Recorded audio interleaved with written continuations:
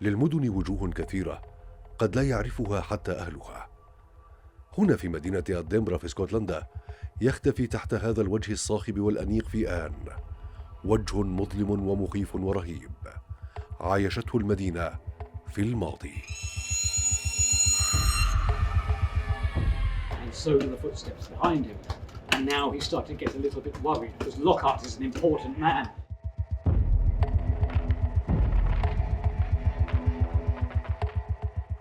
جولة برفقة الحكواتي إلى الأنفاق تحت الأرض ستعيدك إلى القرن التاسع عشر، حيث كانت تعيش هنا مدينة أخرى بوجه آخر يثير الرعب.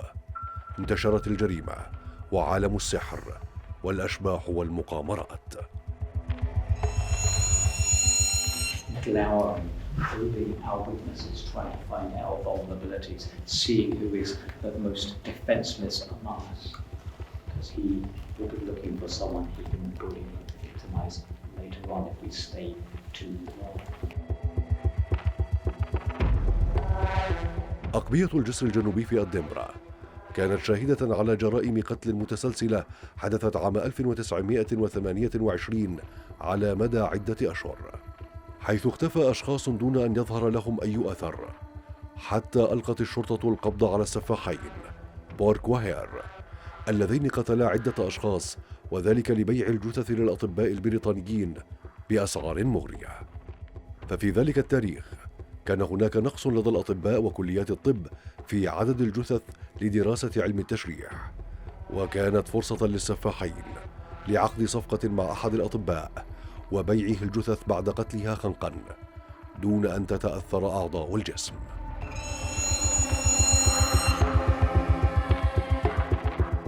I'd like to tell you a little bit about the story of William Burke and William Hare. And they are very, very famous in Edinburgh for being serial killers. داخل هذه الخزائن في الأقبية تحت الجسر حكاية لعالم آخر تحت المدينة. هنا كان هير وبروك يخفيان الجثث، وكانت ملجأ للمشردين، وتحولت أيضا إلى حانات مقامرة غير قانونية ومستودعات لبعض التجار. وكل ذلك رغم تغير الزمان ما زالت تفوح رائحته ويتردد صداه في المكان.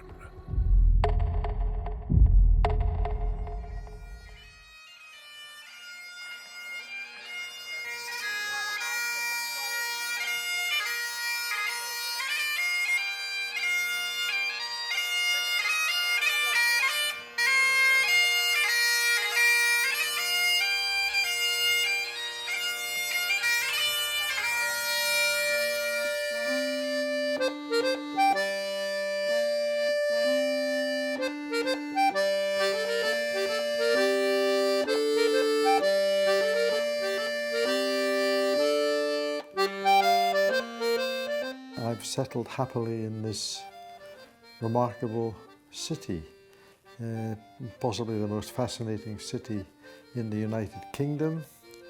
It seems to me it's built on it's like a three-legged stool. You've got beauty, you've got brutality in its background, and grotesque.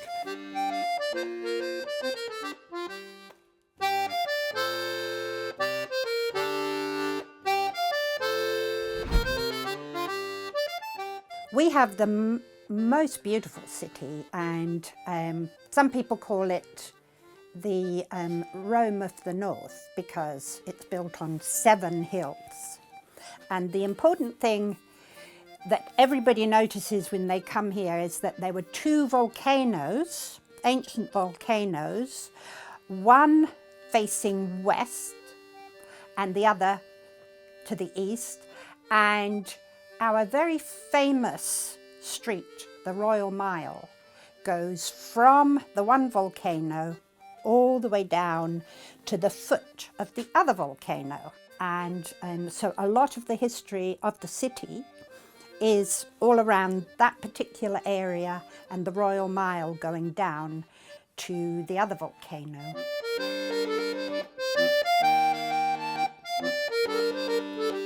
Well, in Edinburgh you have that. You have the old town, you have the quite distinct new town, you have the harbour area of Leith, you've got the parkland of Holyrood.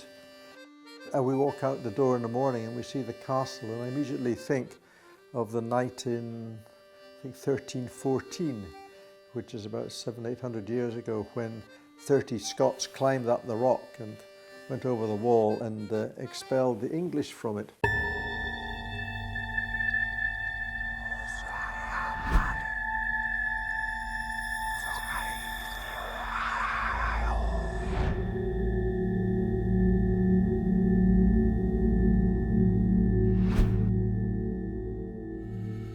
At some point, I think these underground spaces were considered so evil. There was so many tales of ghosts haunting them and terrible things happening that I think they were all bricked in, and nobody really visited them for years and years and years, until really quite recently in the 20th century they were opened up again, and all this was discovered, and all the proof of the communities that lived there, all their wastes and their belongings and everything, was still visible for archaeologists to find.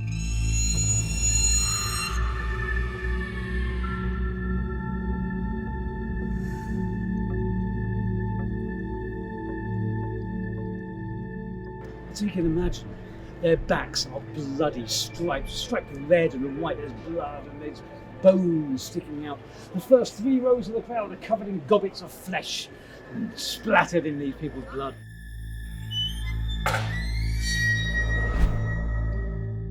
In these underground areas, they were very dark, no daylight, but at least they were big and there was space.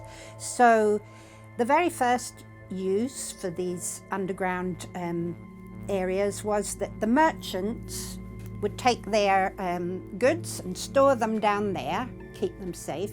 But then I think the water kept seeping through. It turned out that this was a very damp place, and the merchants found that their goods were being destroyed. So gradually the merchants moved out, but of course as they moved out, some more of the undesirable people of the city moved in, and it was a haven for prostitutes, for criminals, but it was a very unpleasant existence, a lot of poverty there, a lot of illness, wasn't healthy at all.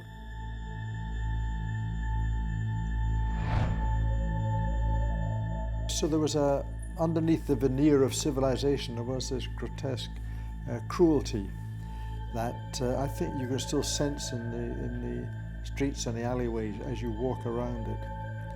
And also in terms of slavery. I mean, Edinburgh's contribution to slavery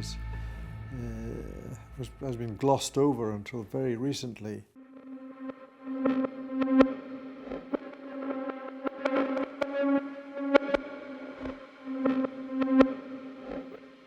This is the house. This is where buildings were built on top of Thomas Weir's house. Now, Thomas Weir, his house stood empty for over 100 years because people thought, after he was executed for witchcraft, that his ghost stayed here in his house and nobody wanted to live in it. So it was abandoned. So then after 100 years, they knocked his house down and built this fine new. And at first, people do say Thomas Weir's ghost has stayed behind in the meeting rooms of the Quaker house.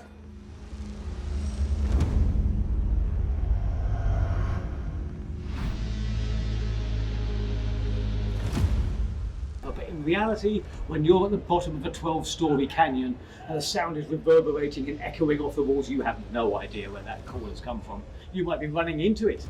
You might be running away from it. It might just be right on top of you. The best idea, head down and run. Head down and run. And you can tell the difference between the locals and the visitors.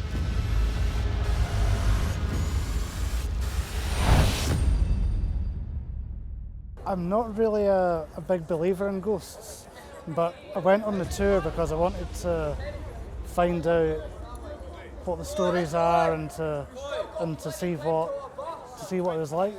I was a little bit scared when I first went in, and I was very optimistic, hoping to try and catch some ghosts as well. So I was scared and excited all in one go. It's dark.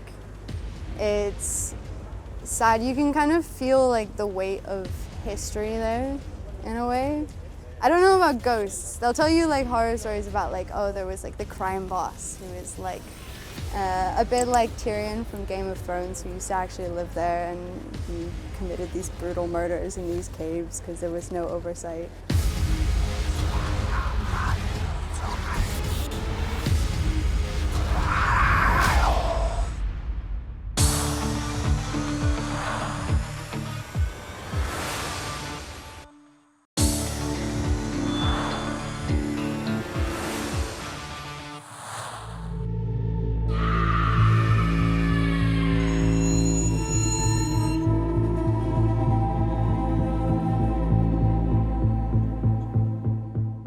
Close your eyes, or let your eyes accumulate, acclimatise to the gloom, listen to the sound of all that traffic above our heads.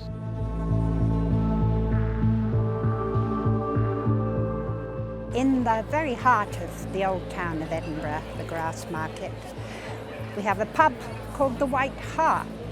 Now it's said that William Burke and William Hare would sit in this pub, this tavern, and drink.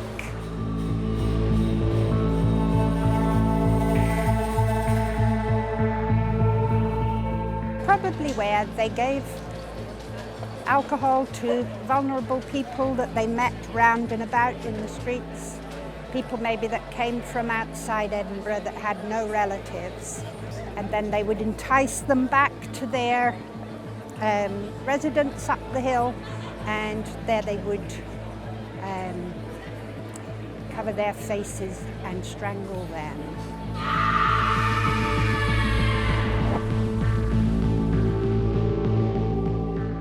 Their way of earning easy money was to try and sell bodies to the anatomy department of the Edinburgh University. So there was a very, very famous doctor there called Knox, and he would buy bodies, and he was not so particular about where they came from.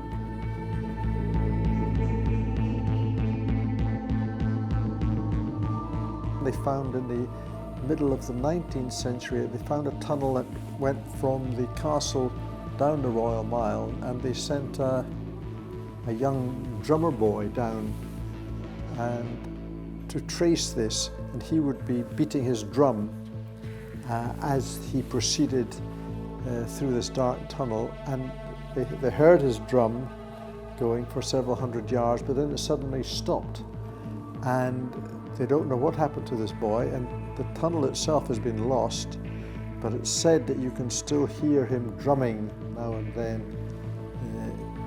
on a dark winter's night.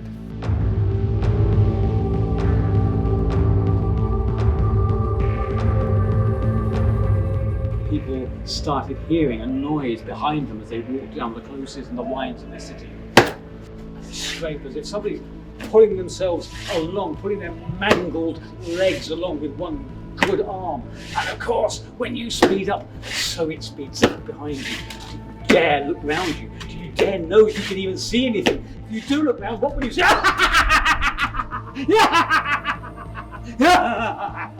A grinning skull, a rictus smile plastered on its face, a jackanapes of a head gradually melting away into the mist.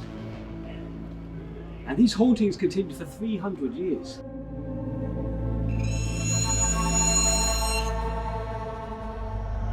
One of the stories that really jumps out was the story of the cobbler who makes the shoes, and there's this corner in the room where he's said to still sit, and he'll come and inspect people's shoes, which was quite creepy to think that they might come and have a look and see what shoes I was wearing.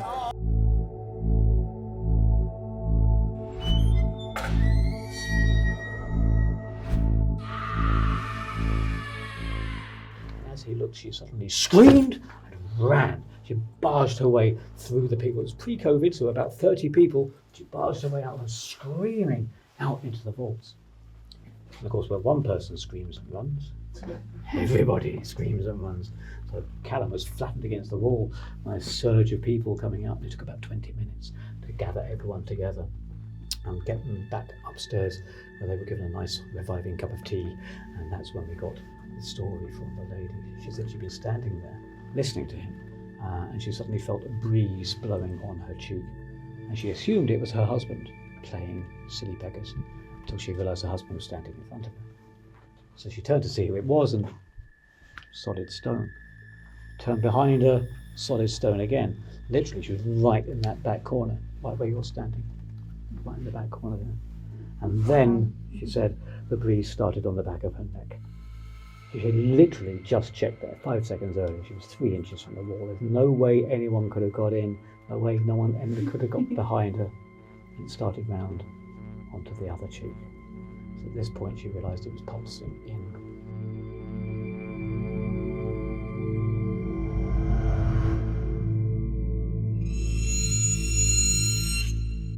I do believe in ghosts. I was hoping to try and see one, but I didn't see one today. But I still believe in them, and I will hopefully find one day.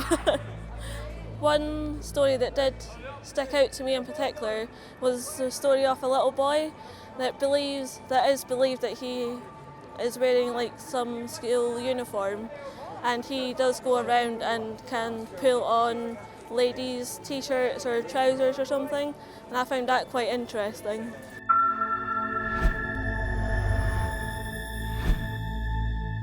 I believe in history. I believe that there's like energy that sticks around, and you can kind of feel like the weight of it there. I think there's an eerie, almost magical feel to the city in the sense that it hasn't really changed in 500 years. You go underground and it's still exactly the same as it was like 200, 300 years ago.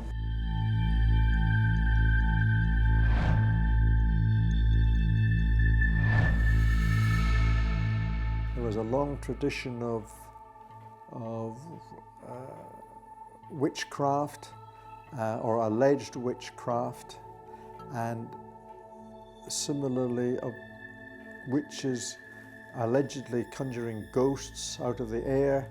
And so Edinburgh is seen as a place where you can safely perhaps experience the supernatural, and it is, people like to do something that takes them away from their conventional daily existence, and it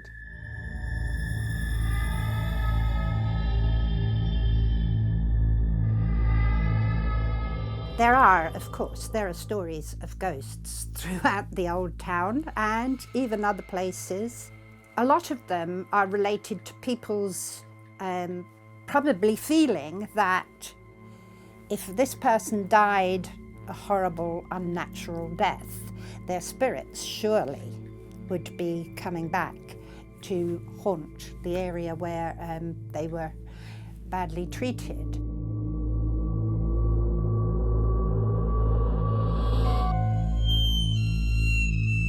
The whole city is still there, like the whole deep underground. I mean, the buildings continue downwards, and there's still these old streets and these buildings, and people used to live there in the dark. I mean, it was completely dark back then, and because it was so smoky and the buildings were so tall, and there were people who were living there, and they show you like the spot, and they're like, here's where we found like a pile of rat bones, and we were like, why are these here? And it's because people were escaping from like the Highland clearances, and they had nowhere else to live, and so they turned up to the city, and they can't afford to live anywhere, and so they just come to the basements of these dodgy, like drafty, damp caverns, literally in the basin of this like creepy, haunted, smoky, crowded city, and they're hunting for rats to feed their kids because there's nowhere else for them to live and nowhere else for them to go. And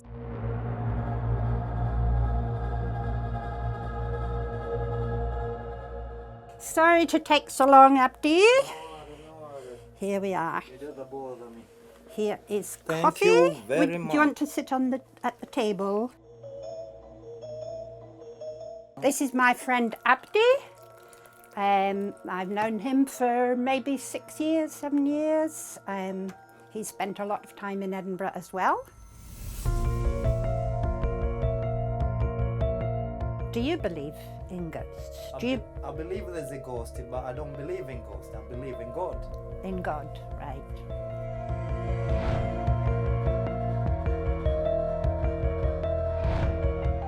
This is obviously one of the Edinburgh's appeals to tourists who come to the city. They can sense there are many levels of history. There's a lot of blood running in the streets, metaphorically, and I think people enjoy experiencing that from a safe distance.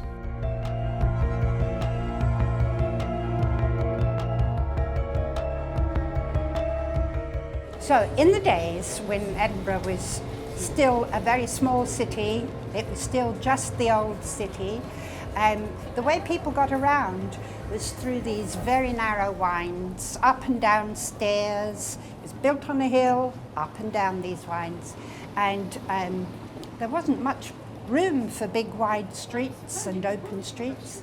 They were all here with high-rise buildings, tenement flats on either side.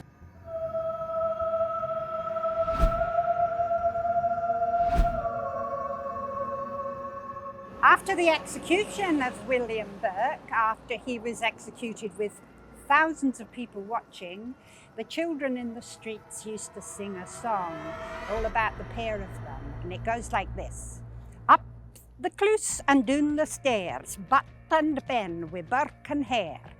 Burke's the butcher, Hare's the thief, Knock's the boy who buys the beef.